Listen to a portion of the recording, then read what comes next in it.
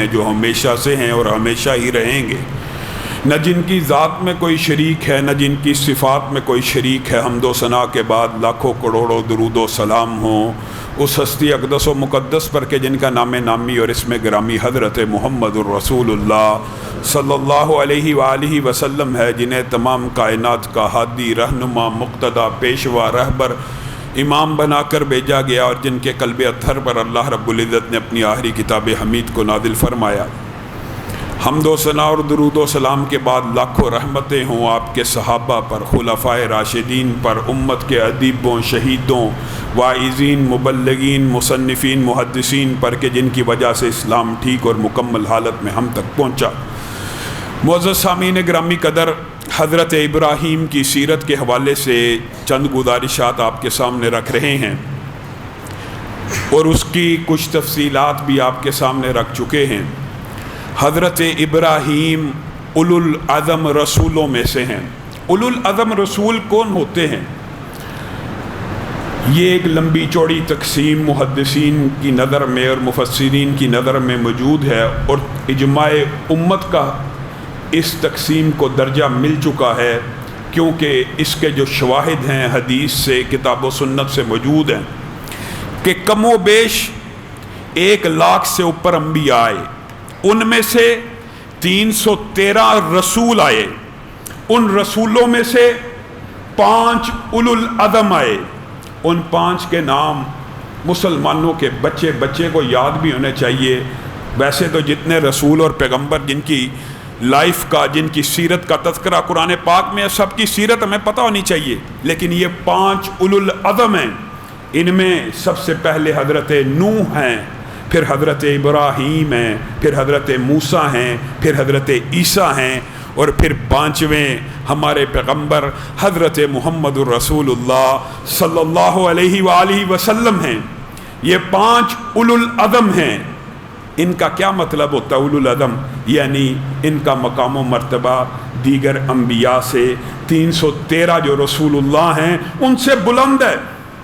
اگرچہ نبی کریم صلی اللہ علیہ وسلم نے متعدد مرتبہ آپ کو مجھے نصیحت کی، کس وجہ سے؟ کسر نفسی کی وجہ سے، عاجزی اور انکساری کی وجہ سے، کہ مجھے دیگر رسولوں کے اوپر، اولو العزم کے اوپر فضیلت نہ دیا کرو، مجھے عیسیٰ سے بہتر نہ کہا کرو، مجھے موسیٰ سے بہتر نہ کہا کرو۔ یہ کہا ہے نبی کریم صلی اللہ علیہ وسلم نے، لیکن حقیقت بات یہی ہے، یہ آپ کی عاجزی تھی، آپ کی کسر نفسی تھی، کیونکہ دیگر احادیث اس بات کے اوپر دلالت کرتی ہیں کہ نبی کریم صلی اللہ علیہ وسلم نے ارشاد فرمایا، کل قیامت کے دن اللہ رب العزت جو مقام، جو رتبہ مجھے عنایت کریں گے، حضرت ابراہیم بھی اس کی طرف متوجہ ہو رہے ہوں گے۔ یہ حقیقت ہے، اس میں کوئی مبالغہ اور غلو نہیں ہے کہ نبی کریم صلی اللہ علیہ وسلم ان تمام اولو العزم سے سب سے بہتر ہیں۔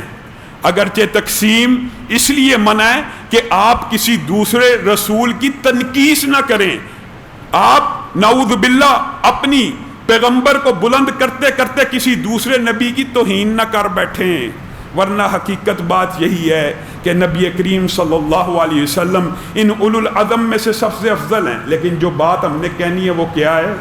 ان اولو العزم میں سے جو پہلا نمبر نبی کریم صلی اللہ علیہ وسلم کے بعد اگر ہے تو حضرت ابراہیم کا ہے۔ اس کی وجہ کیا ہے؟ نبی کریم صلی اللہ علیہ وسلم حضرت ابراہیم کو معراج کی رات میں 7ویں آسمان پہ ملتے ہیں، اور حضرت ابراہیم کا جو مقام و مرتبہ ہے، اس بات کے اوپر اجماع امت ہے کہ نبی کریم صلی اللہ علیہ وسلم کے بعد افضل ترین پیغمبر، افضل ترین رسول اگر کوئی ہیں تو حضرت ابراہیم ہیں۔ ان کی بڑی شان و شوکت ہے، اتنی بڑی شان و شوکت ہے کہ جمہور مفسرین کا یہ خیال ہے، جمہور مفسرین کا یہ خیال ہے کہ حضرت ابراہیم کے آ جانے کے بعد ایک رسول اور ایک پیغمبر بھی ایسا نہیں تھا جو ان کی اولاد سے باہر آیا ہو، اور اگر آیا ہو تو اس کا علم ہم تک نہیں پہنچ سکا۔ بات سمجھ آ رہی ہے؟ یعنی ہزارہا انبیاء اگر آئے، ابراہیم کی نسل میں سے آئے، اور کتنے کتنے بڑے پیغمبر، موسیٰ بھی ابراہیم کی نسل میں سے، عیسیٰ بھی، یحییٰ بھی، یعقوب بھی، اسحاق بھی، اسماعیل بھی، اور خود نبی کریم صلی اللہ علیہ وسلم بھی۔ ابراہیم کا مقام و مرتبہ بہت بلند ہے۔ احادیث اس بات کے اوپر دلالت کرتی ہیں، حضرت ابراہیم ہر آزمائش پہ تو پورے اترے ہی تھے، لیکن اللہ رب العزت نے جو پاکیزگی اور طہارت کے احکامات بھی نازل کیے نا، ابراہیم جس طرح ان کے اوپر پورا اترا، کمال ہو گئی ہے۔ حدیث میں آتا ہے 10 چیزیں ابراہیم کے اوپر فرض ہوئی، ابراہیم نے ایک چیز کے اندر بھی کوتاہی نہ کی۔ مونچھوں کو کٹوانا، ابراہیم نے مونچھوں کو منڈوایا، مسواک کا کرنا، کلی کا کرنا۔ حضرت ابراہیم یہ 10 جو اعمال ہیں ان کے اوپر بھی اس طرح پورے اتر رہے ہیں، اور الحمدللہ نبی کریم صلی اللہ علیہ وسلم نے ان 10 کے 10 اعمال کو اپنی امت میں جاری و ساری کیا کہ ابراہیم نے پاکیزگی کا جو انداز اختیار کیا، بغل کے بال اکھیڑنے ہیں، زیر ناف بال مونڈنے ہیں، استنجا کرنا ہے، پاکیزگی کو اختیار کرنا ہے۔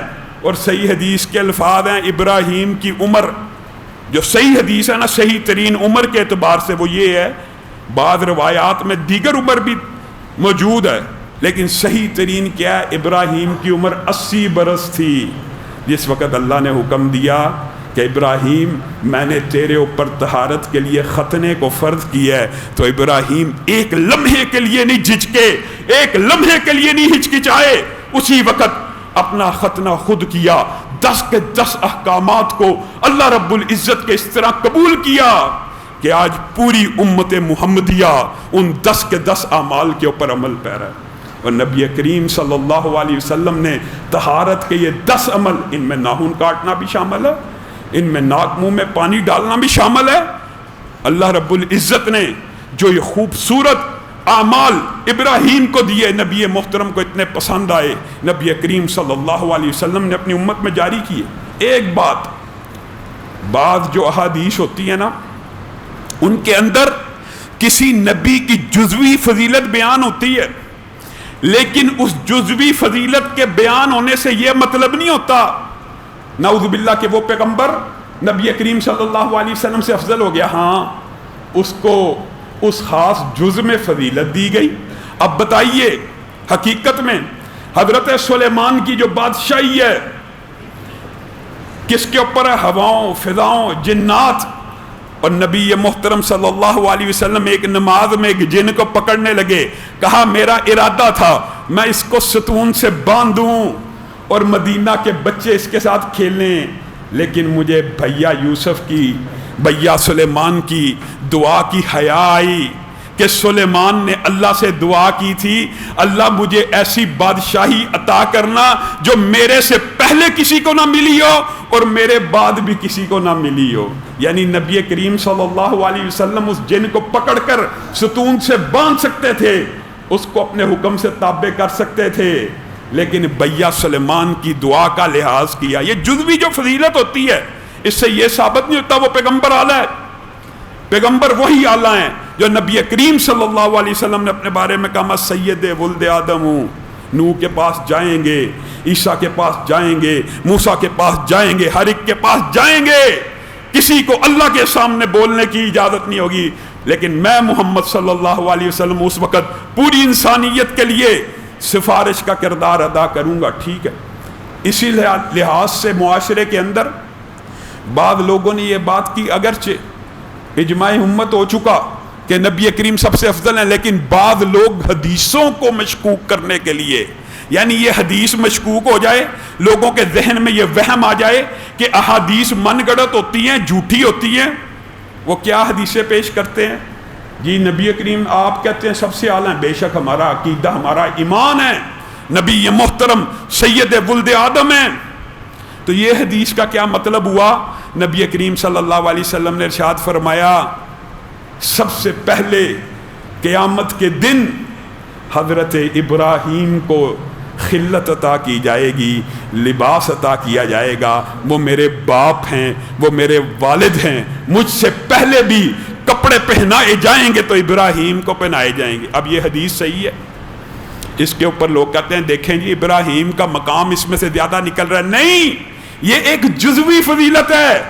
ان کا اکرام، ان کی بزرگی، ان کے باپ ہونے کی وجہ سے، نبیوں کے باپ ہیں، ہزاروں انبیاء کے والد ہونے کی وجہ سے ان کو پہلے کپڑے پہنا دیے جائیں گے. یہ ایک جزوی فضیلت ہے. اس جز کی فضیلت سے کل ثابت نہیں ہوتا. اسی طرح کی ایک جز کی فضیلت حضرت موسیٰ کی موجود ہے، وہ بھی حدیث صحیح ہے. نبی کریم صلی اللہ علیہ وسلم نے کہا قیامت کے دن سب سے پہلے میں اٹھوں گا، میں دیکھوں گا کہ موسیٰ نے عرش کا پایا پکڑا ہوا. یہ انبیاء ہیں، یہ رسول اللہ ہیں. ان کے آپس میں درجوں کا جو فرق ہے وہ قلیل ہوگا، جو بھی ہوگا تلک الرسل. لیکن اللہ نے یہ کہہ دیا فضلنا بعضهم علی بعض، بعض ان میں سے بعض سے افضل ہیں. لیکن کسی جز کی فضیلت سے کل ثابت نہیں ہوتا. حضرت موسیٰ اگرچہ نبی کریم صلی اللہ علیہ وسلم سے پہلے ہوش میں آ جائیں گے، اور نبی کریم نے وجہ بھی بیان کی. کہتے ہیں مجھے لگتا ہے یہ اس بے ہوشی کے عوض ہے جو طور کے اوپر موسیٰ نے عرب ہا تجلیات میں سے ایک تجلی دیکھی تھی نا اللہ کی، ہلکی سی نظر پڑ گئی تھی آنکھ کے اوپر، اس وجہ سے سب سے پہلے ہوش میں آ گئی. ایک جزوی فضیلت ہے. ہمارا عقیدہ ایمان یہی ہے کہ سب سے افضل رسول، سب سے افضل بشر، سب سے افضل پیغمبر نبی کریم صلی اللہ علیہ وسلم ہے. میرے بھائیو، اس بات کے اندر کیا اختلاف ہو سکتا ہے کہ معراج کی رات کا واقعہ آپ کے سامنے ہے. سبحان الذی اسری بعبدہ لیلا من المسجد الحرام الی المسجد الاقصی. اس سے بڑی فضیلت کا اور کون سا باب ہو سکتا ہے؟ جبریل امین نبی کریم کو مسجد اقصی لے کے گئے ہیں، اور نبی کریم وہاں پہ دیکھ رہے بڑے خوبصورت، بڑے نورانی چہرے، بڑے سرخ و سفید چہرے، لمبی داڑھیاں. نبی کریم جبریل امین سے مخاطب ہو کے کہتے ہیں یہ کون لوگ ہیں؟ جبریل امین کہتے ہیں آدم سے لے کر عیسیٰ تک جتنے رسول اللہ نے فوت کیے یا عیسیٰ کو اپنے پاس بلا لیا، آج معجزے کے طور کے اوپر اعجازاً ان کو زمین پہ اتارا گیا ہے. جبریل ان کو کیوں اتارا گیا ہے؟ ان کو نماز ادا کرنے کے لیے اتارا گیا. سبحان اللہ. یہ امت اس نماز کی قدر نہیں کر سکی. اللہ کی قسم لاکھوں انبیاء کو اس امت کی نماز پڑھنے کے لیے اتارا گیا. نبی کریم نے جبریل امین سے پوچھا یہ نماز ادا کیوں نہیں کرتے؟ جبریل امین نے کہا ان کو اپنے امام کا انتظار ہے. میرے بھائیوں، اس سے بڑی فضیلت اور درجے کی بات کیا ہو سکتی ہے؟ نبی کریم نے کہا ان کا امام کون ہے؟ جبریل امین نے نبی محترم کے کاندھا اقدس کے اوپر اپنے ہاتھوں کو رکھا اور 1,24,000 انبیاء کے مصلی امامت پہ کھڑا کر دیا. سب سے افضل ہیں. لیکن یہ عقیدہ بھی ہونا چاہیے کہ نبی محترم کے بعد کائنات میں سب سے افضل بشر اگر کوئی ہے تو سیدنا ابراہیم ہے. سیدنا ابراہیم ہے. حتیٰ کہ نبی کریم صلی اللہ علیہ وسلم سے صحابہ نے پوچھا کہ بزرگی والا کون ہے؟ نبی کریم کہہ اٹھے کریم ابن کریم ابن کریم ابن کریم. 4 مرتبہ کا. اس سے افضل لڑی، اس سے افضل باپ کون ہو سکتا ہے؟ کس سے؟ یوسف بن یعقوب بن اسحاق بن ابراہیم. یہ چاروں کریم پیغمبر، چاروں بڑے رسول، چاروں بڑے نبی ایک ہی لڑی کے اندر پے در پہ آتے ہیں. ہاں، حضرت ابراہیم کا جو شان و مقام ہے، بعض پھر دکھ کی بات آ جاتی ہے. بعض منکرین حدیث نے آج جو بات کرنا مقصود ہے وہ یہ ہے، جو آیت میں نے آپ کے سامنے تلاوت کی خطبے کے بعد میں وَاذْكُرْ فِي الْكِتَابِ ابراہیم اِنَّهُ كَانَ صِدِّيقًا نَبِيًّا. ابراہیم کا ذکر اس کلام اللہ میں ہونا چاہیے کہ وہ ایک سچا رسول اور پیغمبر تھا. اس آیت کو لے کر منکرین حدیث نے حدیث کے اوپر کیا کیا تہمتیں نہیں لگائیں. کہا اللہ تو ابراہیم کے بارے میں کہہ رہا وہ سچا پیغمبر تھا، تم امت کے اندر ایسے گروہ پیدا ہو گئے ہو جو کہتے ہو ابراہیم نے خلاف حقیقت 3 باتیں کہیں. یاد رکھیے جہاں پہ اللہ رب العزت نے خلاف حقیقت بات کرنے کی اجازت دی ہو وہاں پہ بات کرنا گناہ کا کام نہیں ہے. وہاں پہ خلاف حقیقت بات کرنا گناہ کا کام ہوتا ہی نہیں ہے. یہ منکرین حدیث کو پتہ نہیں کیا وہم لگا. اور اچھا عجیب و غریب بات پتہ کیا، ہم جب ان کے ساتھ، انہوں نے تو حدیث پڑھی نا، اصل میں یہ بات بھی یاد رکھیے، جو بندہ حدیث کا انکار کرتا ہے وہ قرآن کا بھی منکر ہوتا ہے، کیونکہ وہ اپنی عقل لڑا رہا ہے. اس بے وقوف کو یہ نہیں پتا کہ خلاف حقیقت ابراہیم کے 2 واقعات قرآن پاک کے اندر بھی موجود ہیں. جو خلاف حقیقت بات ابراہیم نے کہی ہے نا 3، اعتراض حدیث کے اوپر ہے، اعتراض بخاری مسلم کے اوپر تھا کہ یہ جو بات ہے جی ابراہیم نے خلاف حقیقت 3 باتیں کہی تھیں، اور یہ دیکھیں جی ابراہیم تو صدیق نبی ہے، اللہ اس کو سچا کہہ رہا ہے، حدیث کے اندر اس کی 3 باتیں خلاف حقیقت بیان کی گئی ہے، یہ حدیث غلط ہے، جھوٹی ہے، نعوذ باللہ نعوذ باللہ. اصل میں دین کے ایک لڑی کا انکار کرنا مقصود ہے، ورنہ وہ جو 2 باتیں ہیں وہ ایک ہی واقعے کے اندر قرآن پاک میں ان 3 میں سے 2 تو قرآن پاک میں موجود ہیں. آئیے سنیے، حضرت ابراہیم اپنی قوم سے کہہ رہے ہیں ما هذه التماثيل التي انتم لها عاكفون، یہ جو جگہ جگہ بت بنائے ہوئے ہیں، مجسمے بنائے ہوئے ہیں، ان کے سامنے اتقاف کرتے ہو، یہ کیا چیزیں ہیں؟ وجدنا آباءنا لہا عابدین، ہم نے اپنے آباء و اجداد کو ان کے سامنے اتقاف کرتے ہوئے دیکھا، ان کی عبادت، ان کا احترام، ان کی عزت کرتے ہوئے دیکھا. لقد کنتم انتم وآباؤکم فی ضلال مبین، اگرچہ تمہارے باپ دادا گمراہ ہو تم پھر بھی ان کے سامنے بیٹھو گے. ہاں بیٹھیں گے. ابراہیم نے سوچا ان کا علاج کرنا پڑے گا، ان کی عقل کو ٹھکانے لگانا پڑے گا. ان کی قوم عید کا ایک تہوار منایا کرتی تھی، عید کے اس تہوار پہ جب نکلے، ابراہیم کو کہا نکلیے ہمارے ساتھ، یہ وہ پہلا مقام آنے والا ہے. سنیے قرآن پاک کے اندر یہ بات کرتے ہیں منکرین حدیث، زبان نے گز گز کی، نبی کریم صلی اللہ علیہ وسلم کی حدیث کے اوپر انکار کا کلاڑا چلانے والے. قرآن پاک کیا کہہ رہا ہے؟ قرآن پاک کہہ رہا ہے، میں کہہ رہا ہوں یہ تو حدیث بھی نہیں. فَنَظَرَ نَظْرَةً فِي النُّجُومِ، ستاروں کی طرف دیکھنا شروع ہو گیا ابراہیم نے یہ ایک تدبیراً انداز اختیار کیا. قوم ستارہ پرست تھی، ابراہیم ستارے کی طرف دیکھ کے کہتے فقال انی سقیم، میری طبیعت خراب ہے، میری طبیعت ناساز ہے. اگرچہ محدثین نے یہاں پہ خلاف حقیقت بات کو توریہ کہا کہ حفاظت دین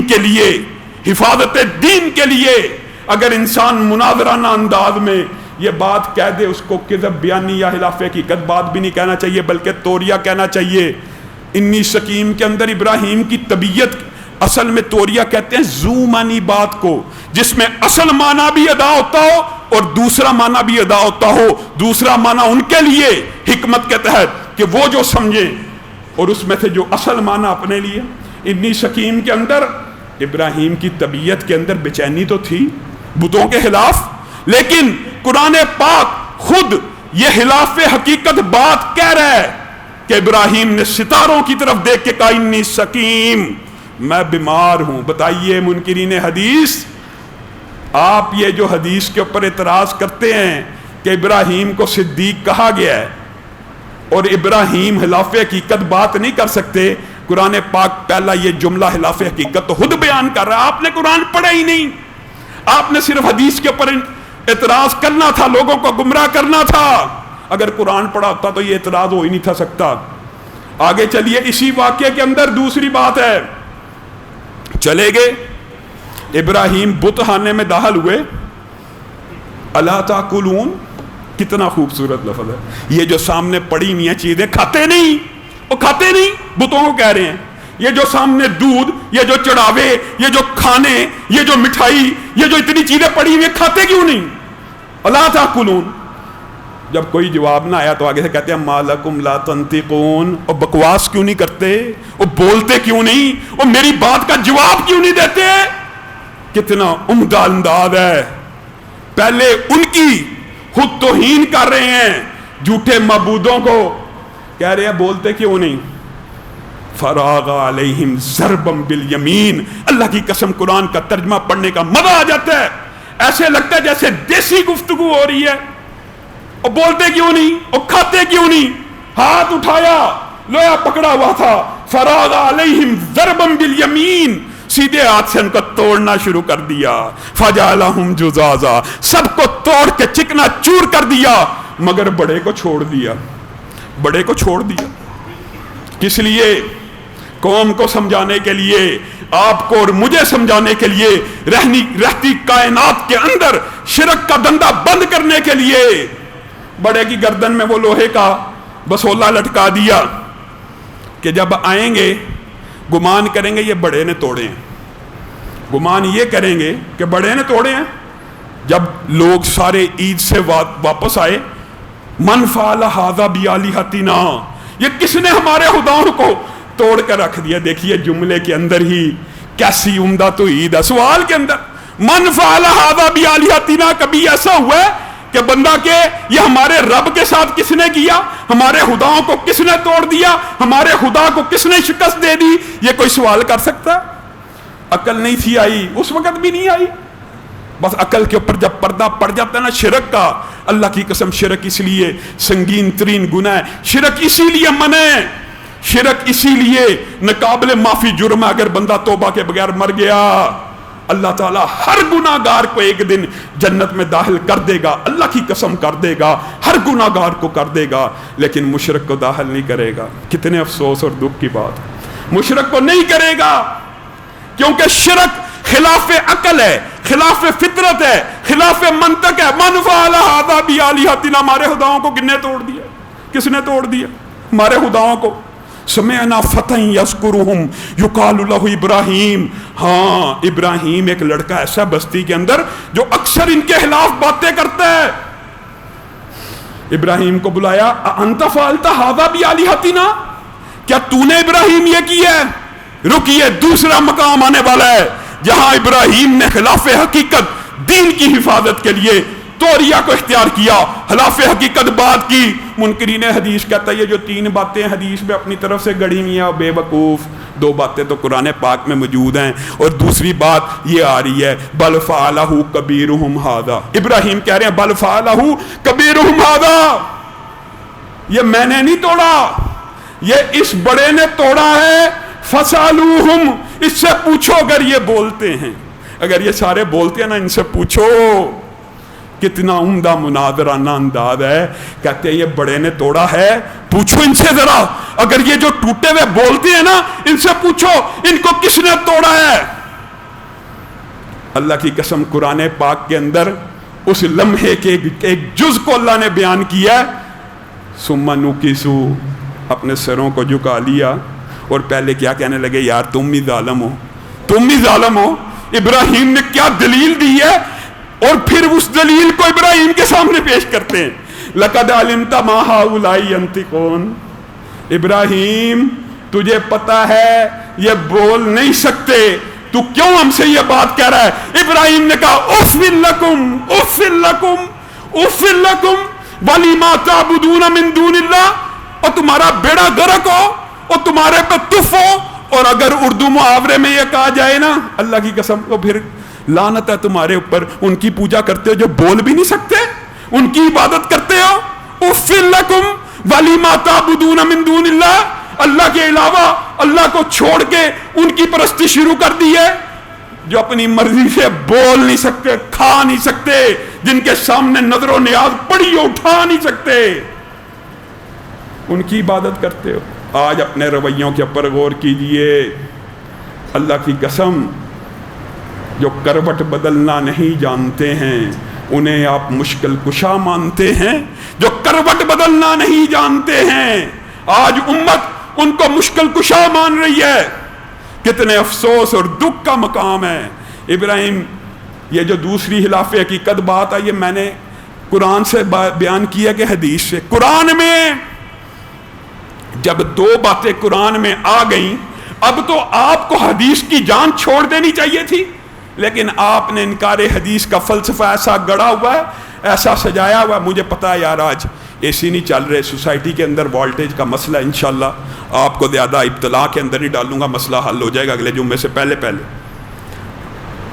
حضرت ابراہیم کا جو دوسرا جھوٹ ہے، خلاف حقیقت بات ہے، اس کو جھوٹ کہنا بھی نہیں چاہیے، توریہ خلاف حقیقت بات کہہ لیجئے، یہ قرآن پاک کے اندر ہے۔ اگر دو قرآن میں ہے تو تیسرا اگر حدیث میں بیان ہو گیا تو ماننے پہ حرج کیا، اور تیسرا کیا یہ بھی سن لیجئے، تیسرا بھی اسی طرح کا توریہ ہے۔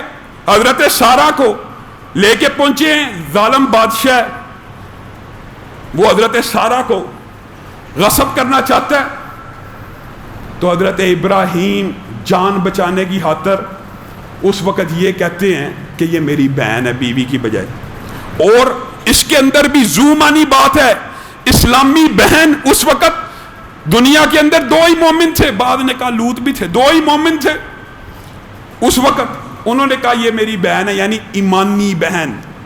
خلاف حقیقت یہ تیسری بات حدیث میں موجود ہے، اور انشاءاللہ اس واقعے کی تفصیل کو بھی جب یہ واقعہ اپنی جگہ پہ آئے گا آپ کے سامنے رکھا جائے گا۔ اللہ رب العزت جو توحید ابراہیم نے بیان کی اس کو سمجھنے کی توفیق عنایت فرمائے۔